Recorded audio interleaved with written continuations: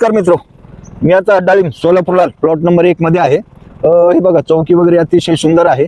Proper स्टेजने चौकी निघणं चालू आहे। ह्याच्यामध्ये काय झालं होतं, अति थंडीमुळे काळा मावाचं प्रस्त आहे, त्याला 2 फवारण्या सुद्धा झालेत, परंतु एका दुका ठिकाणी आणखीन काळा मावा आहे। मग काय केलं, याच्यामध्ये 2 बुरशीनाशक, एक स्पर्शजन्य आणि एक अंतरप्रवाही आणि एक औषध घेतलेले सोलोमन, ते दोन्ही कॉम्बिनेशन आहे त्याच्यामध्ये।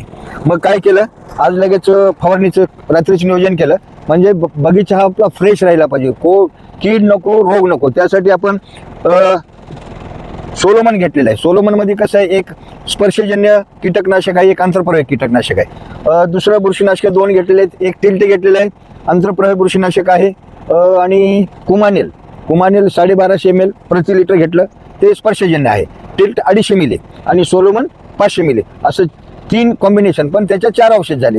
हे सगळं कॉम्बिनेशन करून आज फवारणीचं नियोजन केलेलं। मग काय होईल याच्यामध्ये, हे जे एखादुका आता याला कळी सुरू झालेली आहे, प्रत्येक चौकीमध्ये बऱ्यापैकी शेट होणं चालू आहे। इकडे पावसाहेब इकडे का, हे पॉईंट बघा, हे पॉईंट अतिशय सुंदर, हे कळी निघणं चालू आहे। या कळीला मावा किंवा थ्रिप्सनं चाटता कामा नये, त्यासाठी फवारणीचं वेळेवर नियोजन करत चला, सांगितलेलं औषध घेत चला आणि फवारणी करत चला, म्हणजे काय आपला भाग रोगमुक्त व कीडमुक्त राहील। नमस्कार।